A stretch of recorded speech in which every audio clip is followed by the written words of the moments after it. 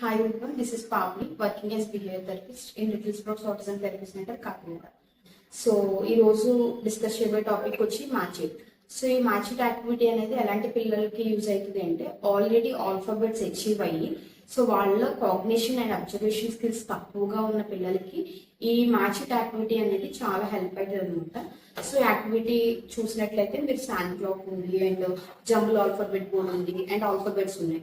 So ఈ యాక్టివిటీని మనం command ఇచ్చి కానీ లేదంటే గ్రూప్ ఆఫ్ ఆల్ఫాబెట్స్ ని ఇక్కడ పెట్టి తనని యాక్టివిటీ చేయమన్నప్పుడు కానీ సో అట్లాంటి కిట్ ఆల్ఫాబెట్స్ సెలెక్ట్ చేసుకుని ఈ ఆల్ఫాబెట్ ని ఎక్కడ ప్లేస్ చేయాలి అనేది కూడా తను అబ్జర్వ్ చేస్తాడు అనమాట. సో ఈ అబ్జర్వేషన్ టైం అనేది మనం శాండ్ క్లాక్ ద్వారా కౌంట్ చేస్తాము. ఈ శాండ్ క్లాక్ డ్యూరేషన్ అనేది 2 minutes అనమాట.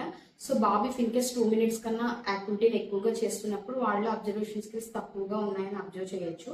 ఇఫ్ ఇన్ కేస్ మనం ఈ యాక్టివిటీ ద్వారానే కాకుండా ఇంకా అదర్ టెక్నిక్స్ ద్వారా కూడా మనం అబ్జర్వేషన్ స్కిల్స్ అనేవి ఇంప్రూవ్ చేయవచ్చు.